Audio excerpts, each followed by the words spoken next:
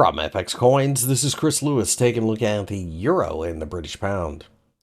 The US dollar, as of late, has been trying to strengthen over the last couple of months, and it's done a fair job of doing so, considering that the Federal Reserve is still on a rate cutting path.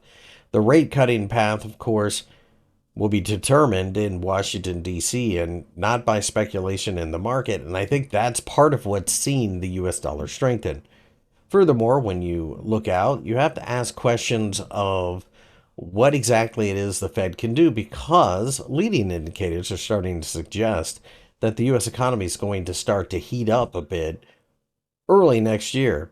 So, therefore, as markets are forward looking indicators, they are looking at what's going to be, not what is. With that, it looks like the US dollar is still trying to fight, but I think there are a lot of questions as to what the rate cut trajectory will be or if it'll stop. The uncertainty has caused a lot of volatility in almost all Forex pairs, and therefore we find ourselves in a state of chop. Looking at the euro, you can see that we peaked back in September at the FOMC press conference. And since then, all we've done is grind lower. We recently made a higher low, so that is worth paying attention to. But we're also in the process of trying to make a lower high. I think we're going to settle into a tight range here between now and next Wednesday when that FOMC interest rate decision and perhaps more importantly, the press conference happens.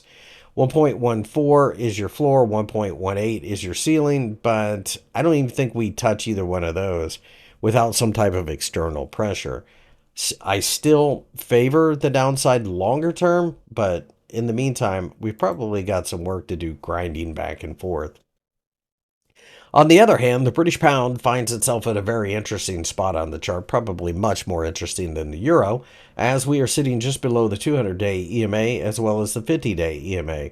We're hanging around the 1.32 level, an area that previously had been support for a major, but looked to be topping pattern. If we break down from here, the 1.30 level underneath is going to more likely than not be your floor. If we rally from here, I'll be watching 1.3350 for a lot of supply where we had broken down from previously. Keep in mind that the British pound and its fortunes got a little bit of a reprieve thanks to the Bank of England not cutting rates last time, but they came awfully close if you look at the vote count, and therefore I think you have to assume that eventually England does cut rates, and that probably continues the overall downward trajectory. In the meantime, though, looks like we're just waiting for some type of confirmation.